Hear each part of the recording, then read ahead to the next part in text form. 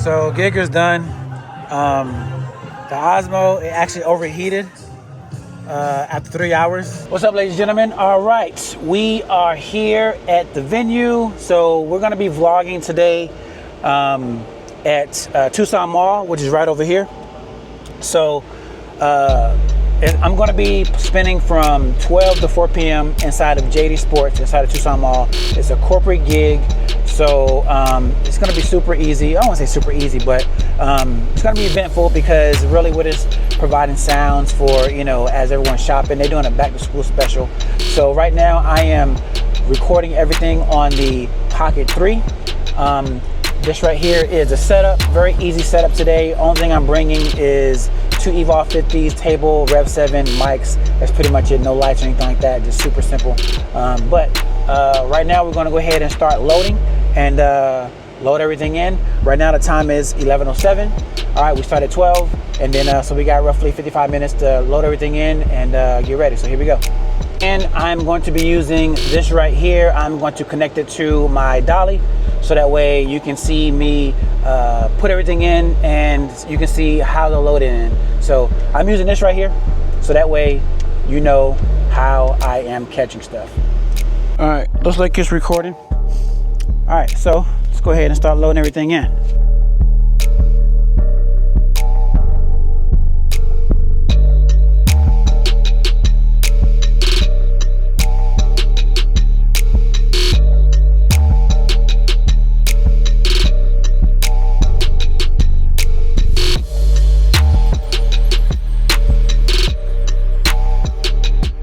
So first trip, we got to come back just to get my laptop and my cable bag. So now we're going to go ahead and start going all the way in. So then we'll go ahead and show you where everything is, and here we go. So I was able to go to the venue the day prior. So this gig was on Saturday. I actually went there on Friday. I went there, asked to speak to the manager. The manager that was there was not going to be there on Saturday, but she did give me a POC that was there on Saturday, so that way if I needed anything, she would be the person that I get in contact with. One thing that I asked her, what was the best way that I can load in or park, and she showed me this entrance right here. So I parked right in front of this entrance, so that way the load in and load out is going to be super simple. So that way whenever I got there, I knew exactly where I needed to go. So just as a pro tip, if you do any type of these venues or any type of gig, it's always good practice to go there prior to the event, so that way you can get the lay of the land, so that way on event day you know exactly where you're going and who you need to talk to. All right, so that right there was the first trip. So now I'm gonna go back out to the truck, and only thing that's left out there is the laptop bag and my cable bag. So that's the only thing I get to do. But anyway, this is a mall. As you can see, it's like really like no one here. Time is 11:24. So, and while I'm doing this, you can probably see the path that I gotta go. So pretty much, I'm gonna go all the way down here and then make a left right after that cheese sign. And then from there, that's where the employees enter at, and then I'll go straight to the truck. So right now, I'm heading back to the truck to get my cable bags, like I said. And one thing that I did is I parked the truck there, and I strategically put the laptop bag. I left that behind because if someone was to steal the cart with equipment, I'd rather it to be the cart with equipment versus my laptop bag, because it has some of my music, my laptop, and things like that. That can be easily, the equipment can be easier to replace than the music and all that. So that's one thing that I was doing, is, you know, kind of damage control, to making sure that I leave what I need behind. So now back at the spot, I am figuring out how to position this camera so that way I can get the me putting together all the, you know, the setup. So just kind of figuring out where exactly to put it, and then it looks like that I got everything correctly. I do have the face tracking on the camera too. I didn't realize till later that I could pull out my phone and go to the DJI Memo app and kind of look at the view of that. But right now I'm just figuring it out, just trying to make sure that it is right where it needs to be in order to catch me putting together everything. So right now I like to put the table out first, and then I put the cloth on the table, and then from there I'll start to put the speakers out and stuff like that. So right now I'm still trying to make sure that, you know, it's good. But I think what I'm going to do is I'm just going to, I don't really like the way that it's not catching a whole table. So I'm trying to, thinking about another way to actually put the camera. You're going to see here in a minute where I'm going to move the camera and put it across from me. But at the same time, I'm trying to, you know, be mindful of the time, so that way I'm not taking up too much time. I want to make sure that I start on time, and not late. Remember, the gig is from 12 to 4 o'clock, and they put in the instructions that they want me there at 11, to be ready to play at noon. And so I just want to make sure that I'm there on time, and also too I start on time. So here I am. Found a spot that's right across, and I think from here I'm like, all right, cool, I think I got it. I got the look that I'm trying to do, and really what I'm doing is I'm trying to make sure what is the best view, so that way as you're watching this, just as I'm watching this back and editing it at the same time, that I can catch everything, so that way you can see everything that I do. So I'm purposely positioning it in a way so that way you can actually see what I'm doing, and kind of catch everything without leaving anything out. I'm also seeing that it is tracking, and I do know that sometimes whenever it tracks, it will lose you. So I just put it at a stagnant spot, so that way it's fixed on the frame, and that way I can just go ahead and just do what I need to do without having to move slow and make sure that it's tracking me. So here I am, just going through everything. What I like to do first is put out the put the table up, and then put the rack beside it, put the antennas on, and then I'll put the Rev 7 up, as you can see. And then after that, I put the mixer on top of the rack, and then from there I start connecting everything, the cables and everything, into running it to the mixer and to the rack. The rack has a power conditioner, so all the power goes there. Pretty much everything runs through the rack. The Rev 7, the RCAs from the controller, the Evolve 50s, everything goes to the rack for power, and then the XLR cables goes to the mixer that's on top of the rack. And then here I am, you know, just fixing everything. Like I said, it's a real simple setup. Don't really have to do too much. And then lastly, once I have everything set, then, you know, I got to put out the power cable. As you can see, I got the power cable. I put it right above the LED panel. Remember, I went there the day prior to make sure I knew where the power was, so that way I wasn't really asking anything. Another reason too why this is important is whenever you go there prior and kind of talk to the staff, you really don't need the staff there on event day, because you went there day prior, you already know what you need to do. So when I went there, I just let them know, hey, I'm here. And then after that, they're like, all right, cool. So I dropped my stuff and I just started to have at it. So just another pro tip, I can't stress enough how important it is to get there a day prior, so that way on the event day you know exactly what you're doing and where you're going. And then really like the last thing that I'm doing right here is putting together my tabletop facade. All right, just to make sure that I'm hiding the cables. And this tabletop facade, I get a lot of questions about this, but everything that I use is in the link in the description of this video. Pretty much everything, the equipment, laptop, facade, everything that I use is in there. So if you have any questions about anything, just hit that description, and it's going to take you to my link tree where I have everything laid out, and you can see actual pictures of everything that I use. And right now I'm just taking video with my phone of content. I'll show you that in a second. All right, ladies and gentlemen, we are all set up here. We have our Rev 7, we have the M1 MacBook Pro, we have our RCF mixer, we have our short boy rack with the microphones in it. We are running 2 Evolve 50s, one there, and we are getting power from that little spot right there. And we are recording with the Pocket 3, which is right there. Pocket 3 is recording on this little clamp right here. Boom. And this is going to be our vantage point for today. This is going to be us right here. All right, ladies and gentlemen, we are all set up here. We have our Rev 7, we have the M1 MacBook Pro, we have our RCF mixer, we have our short boy rack with the microphones in it. We are running 2 Evolve 50s, one there, and we are getting power from the little spot right there. And we are recording with the Pocket 3, which is right there. Pocket 3 is recording on this little clamp right here. Boom. And this is going to be our vantage point for today. This is going to be us right here. All right, I get a lot of questions about how I actually film my videos, and that right there is exactly how I film it. I just take my phone just like this, and I put it in front of my face, and I point and do my things like that. People think that I have like a GoPro, or I have like a little head cam or something like that, or I got the Meta glasses. No, I just use my iPhone 16 Pro Max, and I go to wide angle so that way I can catch everything, and I just start recording. Another thing too, the reason why I have the iPhone 16 Pro Max is because it is a business expense. Every year I get the newest iPhone. The reason why is because, as you can see, and if you follow me on social media, on Instagram, all of my videos are filmed with the iPhone. So this iPhone is essentially part of my business. It makes me money. I take phone calls, all my meetings, everything is ran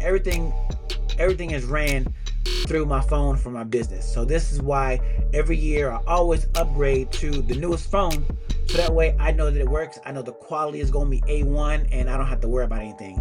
I get the newest phone, the newest with the newest storage, whether it's 1 terabyte, 2 terabytes, whatever the case may be. I do that because everything I rely on the camera. So just to give you guys a little behind the scenes, yes, I record everything with my phone, so that way, you know, everything is kosher. There's no, extra thing. And also too, the quality on the iPhone, it's really good. I mean, there's really nothing else for you to use. I mean, yes, I'm using the Osmo Pro because it's like a utility camera. It can, has the gimbal and all that stuff like that, but you don't really need to get a lot of fancy stuff. Just take your phone and then just start recording. And another thing too, like whenever you're at these gigs, it don't really take a lot of time. Like, you don't really need to get in front of the camera if you don't want to. It always is better to be in front of the camera. But once you are all set up, just grab your phone, point out what you're doing. Another thing too, I keep the camera moving because, as you know, people listen with the volume off, and you want to keep everything moving in and out. Just name out with your stuff.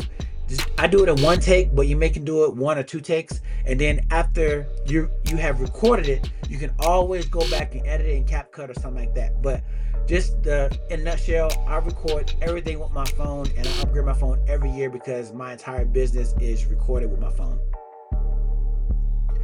And this is some B-roll of how everything looks. I got the Rev 7, I got the M1 MacBook Pro, Evolve 50s, RCF mixer, everything is ready to go, man.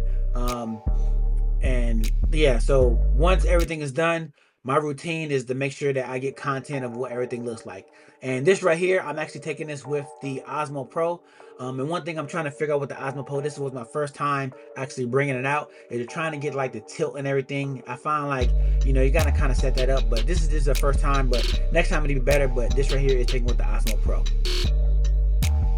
And obviously, you know that I can't play everything on YouTube because if I do play the actual music, the video will get demonetized. But this is just a recap of what the whole 4 hours looked like. Pretty much me just DJing, watching people. And you can catch the whole mix. I'm going to link it at the end of this video, and I'm also going to link it in one of these cards up here. But I highly encourage you, if you want to hear the whole set after you finish this video, it will be posted so that way you can kind of hear everything that I played. So I do want to tell you that I did play for 4 hours. The camera actually cut off 3 hours in, and then because it overheated, and then I let it charge for a little bit, and then it overheated again. So I guess you can call this like a stress test of the Osmo Pocket 3, but it did stop recording about 3 hours in. And then I had to, kind of mess with it, let it charge up again and do it again. But this is it. And then after this, you're going to see me kind of messing with the camera. This is after it stopped recording. And then I kind of, plugged it up, and then it overheated again, and, trying to figure it out. But then after I got everything, I was able to let it cool off, let it charge. And then this right here was like the last little bit. And then this is the end of the gig right here.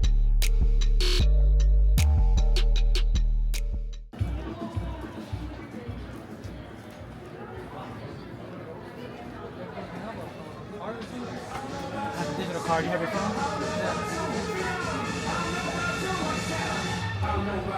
Yeah. And the reason I'm showing you this is because after the gig, there were some guys there that want to get my card. I don't use the actual paper cards. I use Popple. Pretty much as a QR code. So I just pull up my phone, told them to pull up my phone, and they scanned it. And it was good to go. But this is the end of the gig. So gig is done. The Osmo, it actually overheated after 3 hours. So now I'm letting it charge now so I can catch the last little bit of me tearing everything down here. But I did have it mounted right here. I had this clamp. All right, and then I had this little base right here. I don't know why this base isn't charging the actual battery that's in here. So I might got to do some more research, but I thought that this base will charge the internal battery. And also too, whenever it's plugged in, I guess it made it overheat because of it was charging and recording at the same time, but I don't know. But anyway, gig is over, more to come, but I just want to capture this real quick. But it is charging. One thing I do like, it is charging really, really quick. All right, really, really fast. So this is good. So I'm gonna let it charge about 25%, and then I'm gonna record the teardown.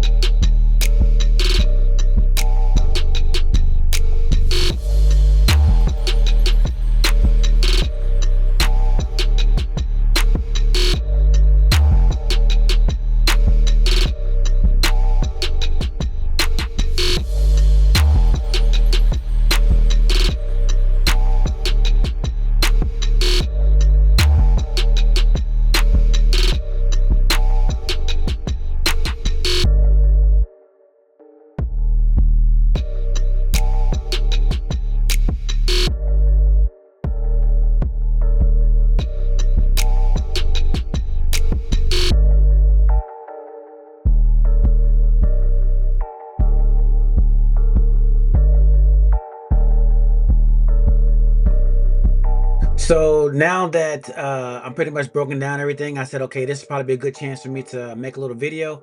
But now this is me figuring out that the actual microphone actually went dead. So I'm just going to ad lib on, just trying to do it. So I'm actually talking, but I don't want the actual audio, the actual music that's playing in the actual store to get demonetized. So this is me just letting you know, hey, this is how you roll up cable. So you want to grab the cable with your left hand if you're left-handed, and pretty much you want to go around and then you want to go under. All right, and then you just want to complete that. It's like you go around, it's like you're twisting and turning the key, bring it up to you, and then you want to go under like you are like swimming, like up, under. So you want to keep repeating that, around, under, just like that. Around, twist, and then pull under. And the reason why you're doing like this is so that way whenever you are getting ready for your gig, the cable isn't tangled up. And you just want to keep doing this, going around and then go under, around, under. That's the under, around, boom, under. Yep, and you just want to keep repeating that. So I was wanting to do an actual video on this, but my mic wasn't working. I said, okay, I'll do the voiceover, to kind of show you how to fold up a cable. There's a lot of DJs out there. You do not want to roll the cable around your arm or something like that, or because if you do, it's going to ruin your cables, and then you're going to spend a lot of time untangling your cables, and frustrated, and everything's all knotted up. You want to do that. I put zip ties, not zip ties, Velcro ties on all of my cables, so that way after I roll up the cable, I can just Velcro it and put it together. Another thing, this right here is the XLR cable, under, around, under, around. Still getting tangled from how it was laying on the floor, and then around, and then just go ahead, and I think I forgot the Velcro strap for this one, so it's all good.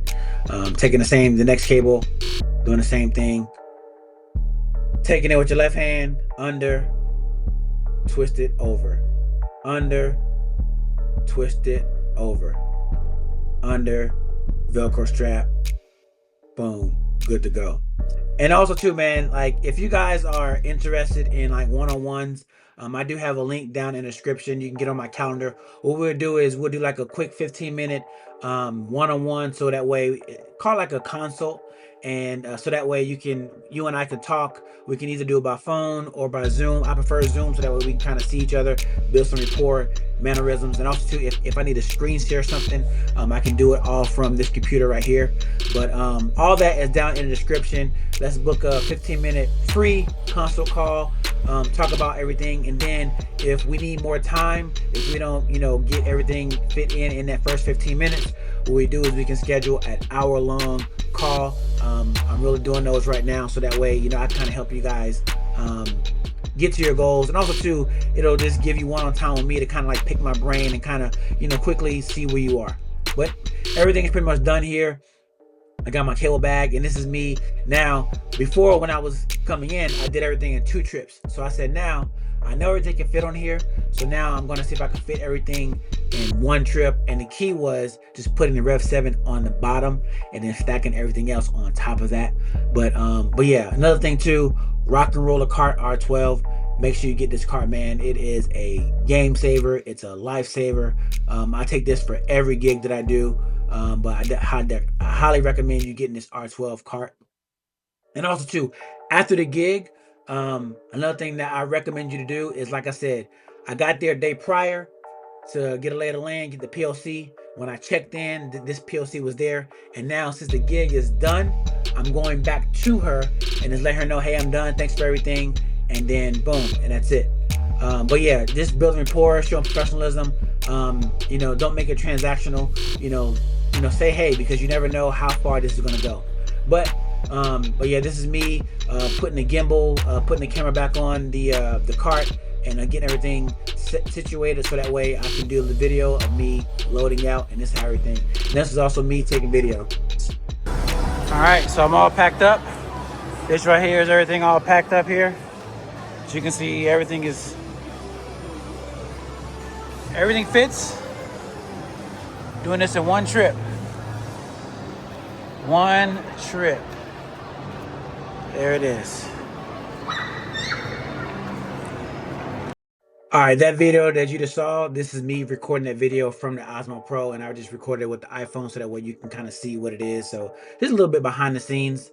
All right, I did it twice. I did it horizontal, and then I did it vertical for the gram.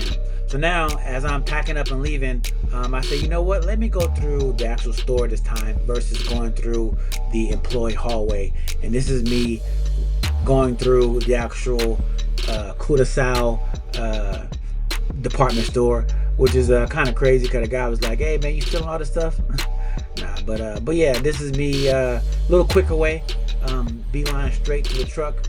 And this is me putting everything in. Like I said, the camera actually overheated, so I was able to get everything in the truck. And then when I went around to the passenger side, that's whenever that camera just pretty much said, all right, that was it. It was 117 degrees outside right now, like it's just after 5 o'clock. And yeah, this is where the camera pretty much dies right here.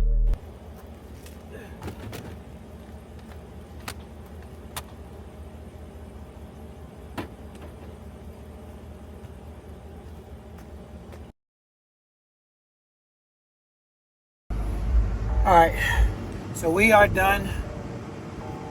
Finished loading up. Everything is loaded up.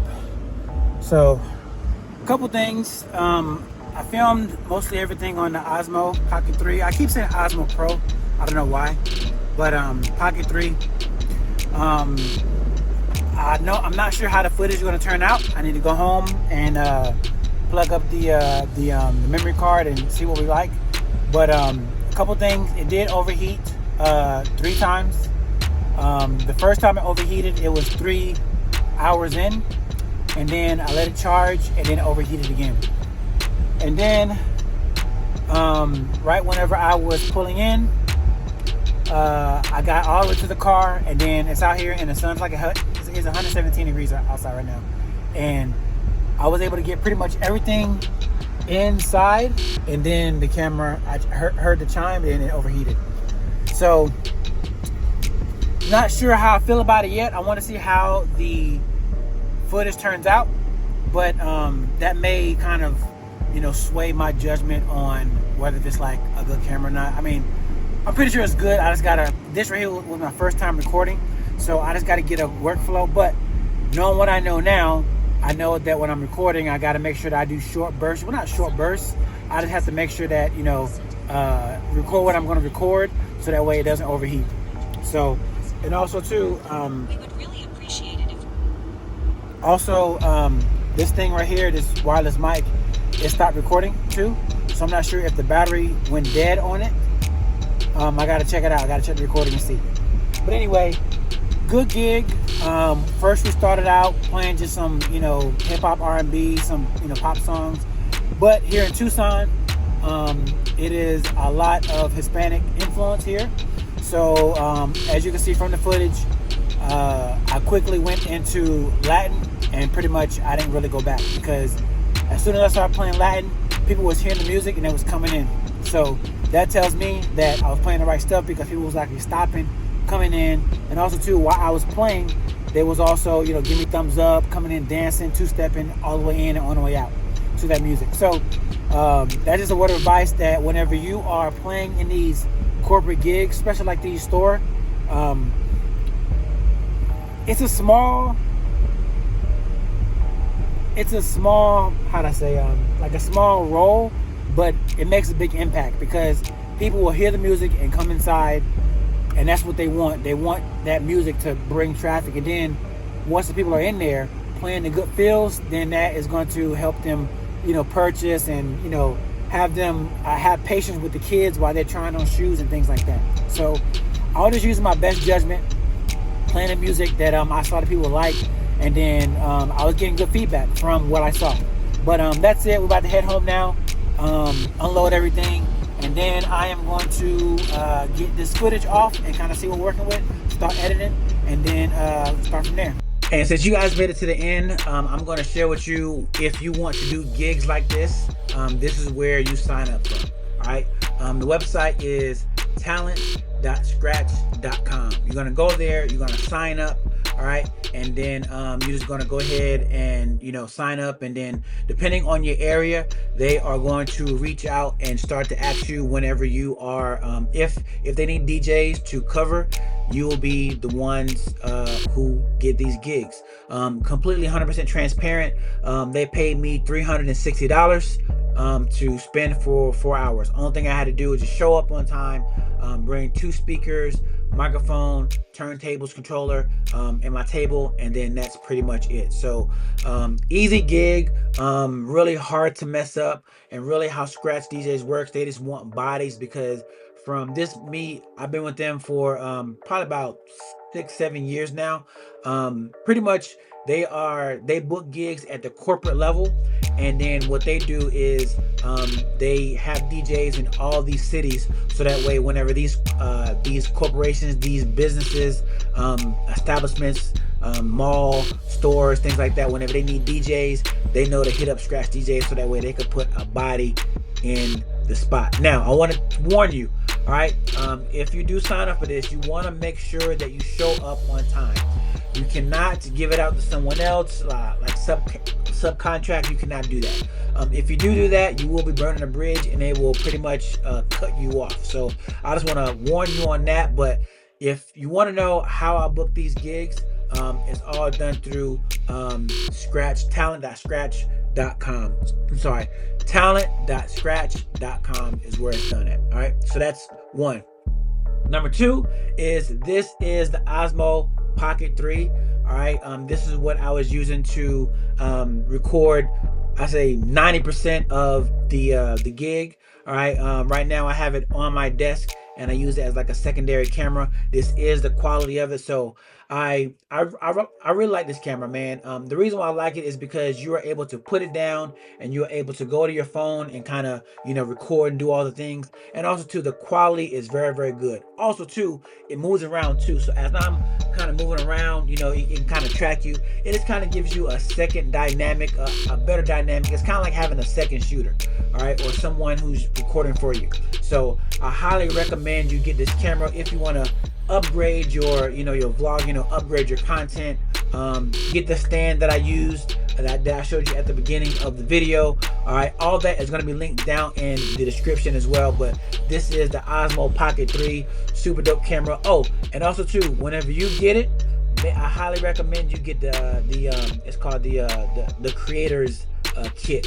All right, and that's going to come with an extra battery. It's going to come with some attachments, so I highly recommend you get that. All right, so add the Osmo Pocket 3 to your arsenal. And if you want to do one-on-ones with me, you can also do that in the link in the description. Like I said, if you want to do a free one-on-one, we'll start out with a free 15-minute consultation, really quick, kind of see what your goals are. And then if we need more time, we'll schedule a full-fledged paid 1-hour Zoom meeting or call. I highly recommend you do this. Do the Zoom meeting, because that way, if I need to screen share with you, I can. If you need to share something with me, we can do it. And also too, it's more personal, more face to face, and we're going to be doing it just like this in this environment. So all that is in the description below. And so if you made it this far, I got a super behind the scenes bonus. So this is how I do my workflow. All right.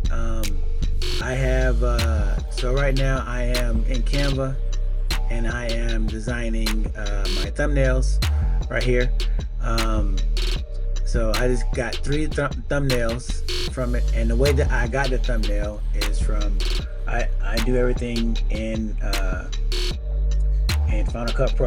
So as I'm going through watching the video, I'll just go and then just take a screenshot of it, of the frame, and then that's how I do it. All right, so that's that. But back to this. All right, so I got these titles. I really don't come up with titles by myself. What I do is I use this tool called Poppy AI. I'll put a link in the description for this as well. And this right here is pretty much better than ChatGPT. All right, if you don't know, now you know. This right here will be a quick crash course in it. So pretty much the reason why it's better than ChatGPT, because it has ChatGPT and all these other ChatGPTs or chats built into it. All right, and the thing is, what I did is I am linking it to my YouTube video, which is right here. So the YouTube video that you're watching now, this is it. So what I did is I connected to Poppy AI, and I have it going through the Claude chat. All right, and then what happens is whenever you connect it to it, it will actually read and be able to see your actual video. So with that, now that it sees my work, I also trained it to I connect these other YouTube videos about SEO and titles and things like that to it. All right, this right here is a template that I got from Poppy AI group. All right, this right here is all about how you go viral and try to get like the best views per day, all the different formulas. So pretty much this right here, this whole template right here is a trained AI chat system. And then what I'm doing is I'm actually training it to my actual self, to my actual videos. So this right here is a video that we're using today. And then what I did is I told it to give me some words for my thumbnails, and that's where you see it says they paid me, corporate secrets, 4 hours, $360 for this, and that's that. And then also have my titles that I'm going to get from this as well. But this right here is just a crash course and letting you show a little bit behind the scenes on how I'm actually editing this video with Final Cut, and then Poppy AI, and also to making my thumbnails with Canva. If you want to see the entire video recording of the actual set, I'm going to link that in this video. I think I'm going to put it right here for you to check that out. Until next time, peace.